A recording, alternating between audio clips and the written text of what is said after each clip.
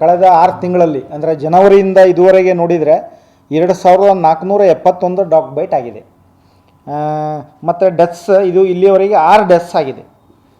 ಜನವರಿಯಲ್ಲಿ 335 dog byte case, ಫೆಬ್ರವರಿಯಲ್ಲಿ 292, ಮತ್ತು ಮಾರ್ಚಲ್ಲಿ 397, ಏಪ್ರಿಲಲ್ಲಿ 335, ಮತ್ತು ಮೇಯಲ್ಲಿ 376, ಮತ್ತು ಜೂನಲ್ಲಿ 319, ಜುಲೈಯಲ್ಲಿ 417 ಕೇಸಸ್ ಡಾಗ್ ಬೈಟ್ ಆಗಿದೆ.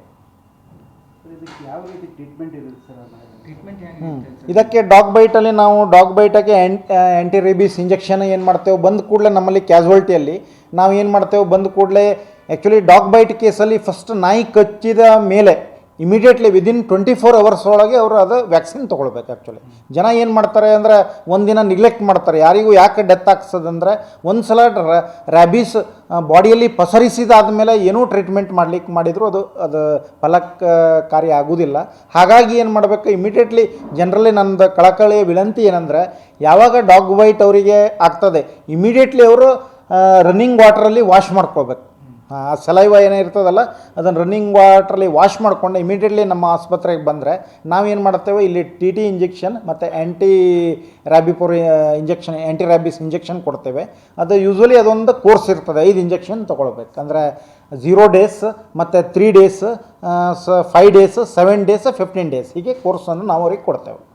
ಈಗ ಹೊರಗಡೆ ಅದೇ ಅವರು ಹೋದರೆ ಪ್ರೈವೇಟ್ ಹಾಸ್ಪಿಟಲಿಗೆ ಹೋದರೆ ಅದರದ್ದು ಇಂಜೆಕ್ಷನ್ ಕಾಸ್ಟ್ 450 ರೂಪಾಯಿವರೆಗೆ ಆಗ್ತದೆ. ಮತ್ತು ಡಾಕ್ಟ್ರದ್ದು ಚಾರ್ಜ್, ಕನ್ಸಲ್ಟೇಷನ್ ಚಾರ್ಜ್ ಎಲ್ಲ ಒಟ್ಟಾಗಿ ಅವರಿಗೆ ಒಂದು 500-600 ರೂಪೀಸ್ ಆಗ್ತದೆ. ಹಾಗಾಗಿ ಅವರು ನಮ್ಮಲ್ಲಿ ಕ್ಯಾಸುವಲ್ಟಿಯಲ್ಲಿ ಅವರು ಬಂದರೆ ಇಮಿಡಿಯೇಟ್ಲಿ ಅವರದ್ದಲ್ಲಿ ಅವರಿಗೆ APL ಕಾರ್ಡ್ ಇದ್ದರೆ ಅವರಿಗೆ 100 ರೂಪೀಸ್ ನಾವು ಚಾರ್ಜ್ ಮಾಡ್ತೇವೆ ಒಂದು ಇದಕ್ಕೆ.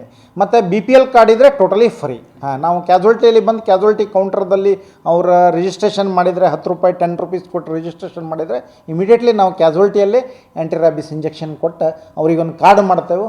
ಆ ಕಾರ್ಡಲ್ಲಿ ಅವರು ನಾವು ಇದು ನೋಂದಣಿ ಮಾಡ್ತೇವೆ, ಯಾವ್ಯಾವ ದಿನ ಅವ್ರು ಬರಬೇಕಂತೇಳಿ ನಾವು ಅದರಲ್ಲಿ ಬರಿತೇವೆ. ಆ ಪ್ರಕಾರ ಅವ್ರು ಬಂದು ನಮ್ಮಲ್ಲಿ ಅದು ಕೋರ್ಸ್ ಮಾಡ್ಕೊಂಡು ಹೋದರೆ ಏನೂ ಪ್ರಾಬ್ಲಮ್ ಆಗೋದಿಲ್ಲ. ಜನ ನಿರ್ಲಕ್ಷ್ಯ ಮಾಡಬಾರ್ದು.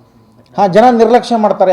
ಏನಾಗ್ತಿದೆ ಅಂದರೆ ನಮ್ಮಲ್ಲಿ ಯಾವಾಗ ಅದಕ್ಕೆ ಉಲ್ಬಣ ಆದಮೇಲೆ ಬರ್ತಾರೆ. ಈಗ ಏನು ಮಾಡ್ತಾರೆ, ಅದಕ್ಕೇನು ಇರೋದಿಲ್ಲ, ಅದರ ನಾಯಿ ಚೆನ್ನಾಗಿದೆ, ನಾವು ಅದಕ್ಕೇನು ಇಂಜೆಕ್ಷನ್ ತೊಗೊಳ್ಳೋದು ಜರೂರತ್ತಿಲ್ಲ ಅಂಥೇಳಿ ಅವರು ನೆಗ್ಲೆಕ್ಟ್ ಮಾಡ್ತಾರೆ. ಒಂದು ಸಲ ಅದರ ರ್ಯಾಬಿಸ್ ಬಾಡಿಯಲ್ಲಿ ಆವರಿಸಿದ ನರಮಂಡಲ ಅಂದರೆ ಮೇಯ್ನ್ ಅಂದರೆ ಅದು ಮೆದುಳಿಗೆ ಎಫೆಕ್ಟ್ ಮಾಡ್ತದೆ. ಒಂದು ಸಲ ಎಫೆಕ್ಟ್ ಮಾಡಿದ ಮೇಲೆ ನಾವು ಏನೂ ಮಾಡಿದ ಎಷ್ಟೇ ಟ್ರೀಟ್ಮೆಂಟ್ ಕೊಟ್ಟರು ಆ ರೋಗಿ ಗುಣಮುಖ ಆಗೋದು ಸ್ವಲ್ಪ ಕಷ್ಟ, ಆದರೆ ಕಷ್ಟ ಸಾಧ್ಯವೇ ಇದೆ. ಇನ್ನೊಂದು